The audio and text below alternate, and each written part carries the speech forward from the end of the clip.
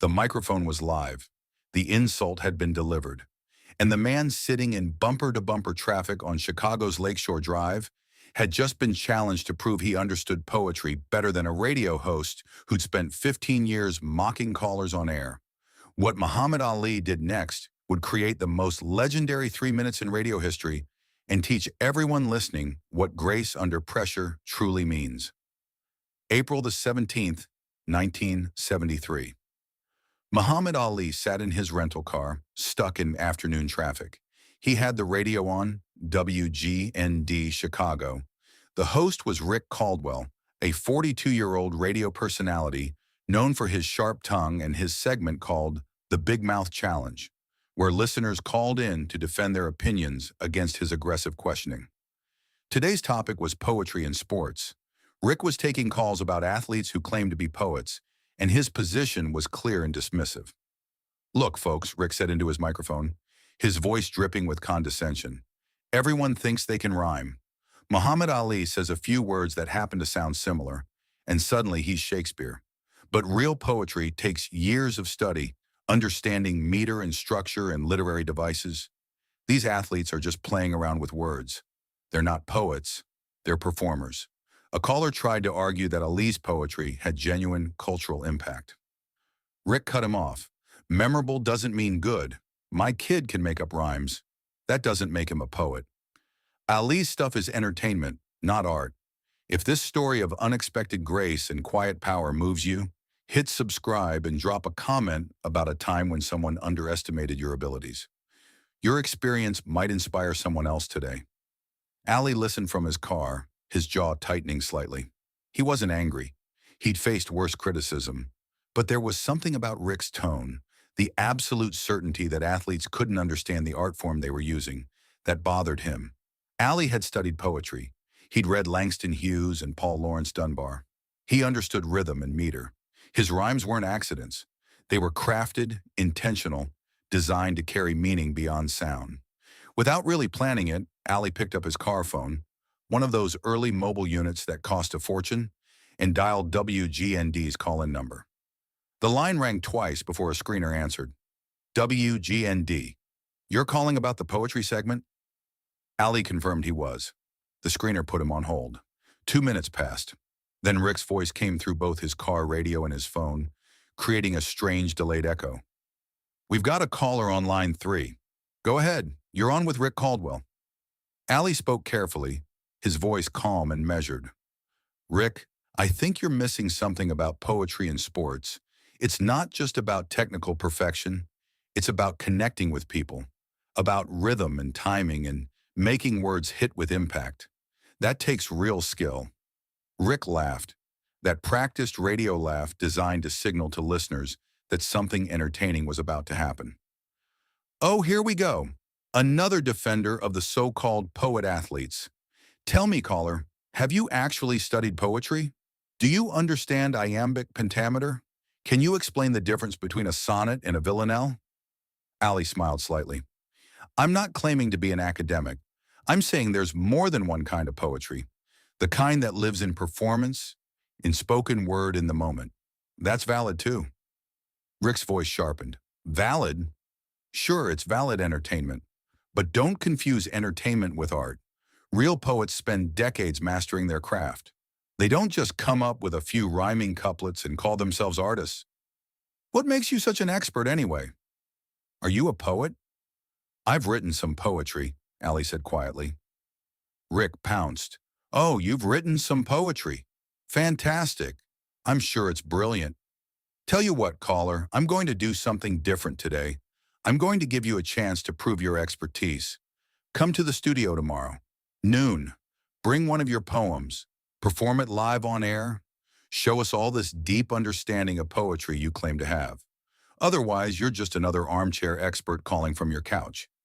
The challenge hung in the air. Ali, stuck in traffic with nothing to lose and a point to prove, made a decision that would change Rick Caldwell's life. "Okay," he said simply. "What time did you say?" Rick, not expecting acceptance, recovered quickly. "Noon. Tomorrow. Don't be late. And what's your name, caller?" "Muhammad Ali," Ali said clearly. There was a pause, then Rick laughed, genuine amusement in his voice. Muhammad Ali. Right. And I'm Joe Frazier. Seriously, what's your real name? That is my real name, Ali said patiently. Rick's laugh grew louder. Okay, sure. Muhammad Ali is going to show up at my studio to perform poetry. This should be absolutely hilarious. Ladies and gentlemen, we've got Muhammad Ali coming to prove his poetic genius tomorrow at noon. Don't miss it. He disconnected Ali and moved to the next caller, making jokes about delusional fans who thought they were famous athletes. Ali sat in his car, realizing what he'd just committed to. He could have corrected Rick more forcefully, could have insisted on his identity, but there was something more interesting about letting Rick discover the truth in person. It would make the moment more memorable, and more importantly, it would give Rick a chance to experience his own assumptions being challenged in real time. The next morning, Rick Caldwell arrived at WGND Studios at 9 a.m., already excited about the day's programming. His producer, Janet Morrison, was waiting with coffee and a knowing smile. "You're going to have fun with this armchair poet today," she said. "I've been promoting it all morning. The phones are already lighting up." Rick grinned. People love watching someone get exposed. This guy actually thinks he's going to come in here and school me on poetry. It's going to be beautiful radio. What did he say his name was? Janet checked her notes. Muhammad Ali. Rick snorted. Of course, every delusional caller picks a famous name. Last month we had a guy who claimed to be Frank Sinatra. This is going to be gold. Make sure we've got extra time in the noon hour. I want to really dig into this. By 11:45, Rick was behind his microphone, warming up his audience. Folks, you are in for a treat today. Remember yesterday's poetry segment? Remember when I challenged those armchair experts who think athletes can write real poetry? Well, one caller took me up on it. He's supposedly coming here at noon to perform his poetry live. And get this, he claims his name is Muhammad Ali. Rick paused for the laugh he knew would come. Now, I don't know who's actually going to walk through that door. Maybe it's some guy who does Ali impressions at parties. Maybe it's someone's uncle who's had a few too many. But whoever he is, he's about to learn a valuable lesson about the difference between real poetry and amateur hour rhyming. The switchboard lit up. Listeners calling to say they couldn't wait. People making jokes about whether the real Ali even knew where Chicago was, whether he'd ever written a poem in his life. Rick fed the energy, building anticipation, setting up what he assumed would be a humiliating moment for some random caller who'd bitten off more than he could chew. At 11:58, Janet came into the studio. "Rick, there's a guy in the green room. Baseball cap, casual clothes, says he's here for the poetry challenge." Rick rubbed his hands together. "Perfect. Send him in at noon sharp. I want to drag this out. Make him wait for the intro." At exactly noon, the green room door opened. Muhammad Ali walked into the WGND broadcast studio wearing jeans, a simple button-down shirt, and a baseball cap pulled low. He moved with that distinctive Ali grace, calm and unhurried. He was carrying nothing but a small notepad. Rick focused on his microphone and his introduction, glanced up briefly. He saw a middle-aged black man in casual clothes, exactly what he'd expected. Some nobody trying to be somebody. He didn't really look at Ali's face. He was too busy setting up the bit. "Welcome back to the Rick Caldwell Show on WGND Chicago," Rick said into his microphone, his voice rich with anticipation. "As promised, we have a very special guest today, a man who called in yesterday claiming to understand poetry better than your humble host, a man who insisted that athletes can be real poets, and most amusingly, a man who gave his name as Muhammad Ali." Rick gestured for Ali to sit at the guest microphone. "Say hello to our audience, friend. Tell them who you really are." Ali leaned toward the microphone, his voice calm and unmistakable to anyone who'd ever heard him speak. "I'm Muhammad Ali. Same as I told you yesterday," Rick laughed. "Right. And I'm the heavyweight champion of the world. Come on, what's your actual name? We can't do this segment if you're going to keep up the fake identity bit." "That's not a fake identity," Ali said patiently. "I'm Muhammad Ali. I was driving on Lakeshore Drive yesterday, heard your show, called in. You challenged me to come prove my poetry. So here I am." Rick's smile was starting to strain slightly. He looked at Ali more carefully now, but the baseball cap and casual clothes threw him off. The Muhammad Ali wore expensive suits, was surrounded by cameras and reporters, was constantly in the spotlight. This was just some guy sitting across from him. Okay, Rick said, deciding to play along. Let's say you are Muhammad Ali. The Muhammad Ali, three-time heavyweight champion. The guy who fought Joe Frazier in the fight of the century. That Muhammad Ali. That's right, Ali confirmed. Rick turned to his producer through the glass. Janet was staring at Ali, her face pale. She was frantically pointing at him, then at a newspaper on her desk with Ali's photo, then back at him. Her mouth was forming words Rick couldn't hear through the soundproof glass. But Rick was committed to the bit now. He thought Janet was playing along. Well then, Muhammad Ali, Rick said, heavy sarcasm coating every word. I'm sure you brought some of your famous poetry to share with us. Let's hear it. Show Chicago what real poetic genius sounds like. Ali pulled the baseball cap off his head. The moment his face was fully visible, Rick's producer stood up so fast, her chair rolled backward and hit the wall. She was frantically waving, pointing, trying to get Rick's attention. But Rick was focused on Ali, waiting for the embarrassing amateur performance he'd been anticipating. Ali looked directly into Rick's eyes and began to speak.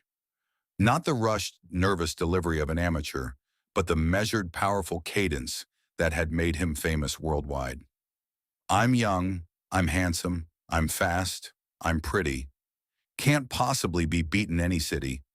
Float like a butterfly, sting like a bee. Your radio show just met the real me. The voice, that voice, unmistakable, unique, known to every human being who'd ever watched television or listened to a radio in the past decade. The rhythm, the confidence, the precise timing that only Muhammad Ali possessed. Rick Caldwell's face went white. His mouth fell open. He stared at Ali as if seeing him for the first time, which in a sense he was. The casual clothes, the baseball cap, the humble arrival, none of it had prepared Rick for the reality now sitting 3 feet away from him. You're actually, Rick whispered, his radio voice completely gone, replaced by genuine shock. You're actually Muhammad Ali. I tried to tell you, Ali said gently, yesterday on the phone, and again just now. Rick's hands were shaking. He looked at Janet through the glass. She was holding up the newspaper, pointing at Ali's photo, nodding frantically. The phone lines were exploding, every single light flashing as listeners realized what was happening. I mocked you, Rick said, still in that shocked whisper. On air, to millions of people. I called you delusional. I said you were some nobody trying to be somebody. I've been promoting this all morning as watch me humiliate an armchair expert. And it was actually you. It was actually Muhammad Ali. The silence in the studio was absolute. This was live radio, dead air, the worst thing that could happen.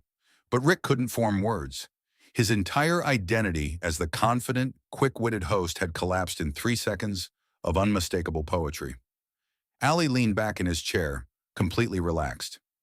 You challenged me to prove my point, he said calmly. That's all I'm doing. You said athletes can't be real poets. I disagree, so here I am. Rick finally found his voice, though it sounded nothing like his usual aggressive radio persona. Mr. Ali, I apologize. I had no idea. I thought you were just some caller trying to get attention. I never imagined you'd actually call in, actually show up, actually. Ali raised a hand gently, stopping Rick's spiral. It's all right. You were doing your show, being provocative. That's your job. But now that I'm here, maybe we can have a real conversation about poetry, about rhythm and timing, about how words can hit as hard as a punch when they're used right. What happened next became legendary in Chicago radio history. For the next hour and 15 minutes, far beyond the scheduled segment, Muhammad Ali and Rick Caldwell had a genuine conversation about poetry, performance, and the power of language. Ali recited poems he'd written, explained his process, talked about the poets who'd influenced him. He discussed how he used rhythm to control the energy in a room, how he crafted rhymes to carry multiple meanings, how he understood that words could build someone up or tear them down depending on how they were delivered. Rick, humbled and genuinely fascinated, asked real questions instead of performing for laughs. He wanted to understand how Ali saw the connection between his boxing and his poetry, how he developed his timing, what he was trying to accomplish beyond just entertainment. The genius isn't in making words rhyme, Ali explained at one point. Any kid can do that.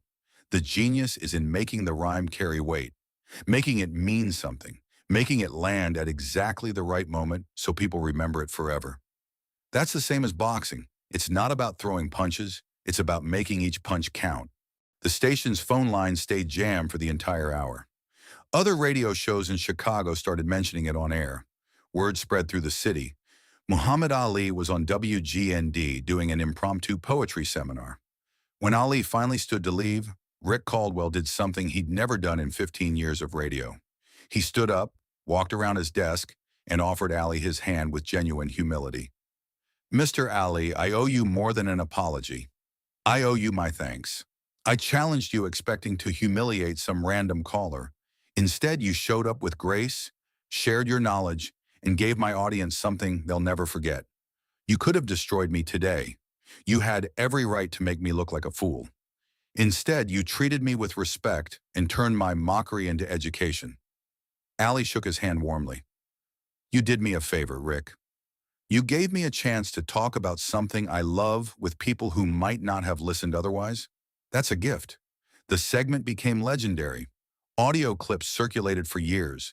It was played on other radio shows, discussed in journalism schools, referenced in articles about gracious celebrity moments. Rick Caldwell told the story for the rest of his 40-year career, always with a mixture of embarrassment and gratitude. "I learned two things that day," Rick would say in interviews. "First, sometimes the random caller really is Muhammad Ali. Second, greatness isn't just about talent. It's about character. It's about how you treat people when you have every right to make them look foolish." Ali could have humiliated me. Instead, he educated me. That's not just being good at what you do. That's being good at being human. When Muhammad Ali died in 2016, Rick Caldwell, retired but still influential in Chicago media, did a special tribute show. He played the complete unedited hour from April 1973, adding only brief commentary about what that day had meant to him. "This is the day I learned that real champions don't just prove they're right," Rick said during the tribute. "They prove it with such grace that everyone wins." Ali showed up knowing I'd mocked him. He could have been angry, defensive, could have put me in my place with one devastating line. Instead, he sat down and taught me something, taught everyone listening something. That's the mark of true greatness. Rest in peace to the greatest, who proved his point with kindness and changed my life in the process.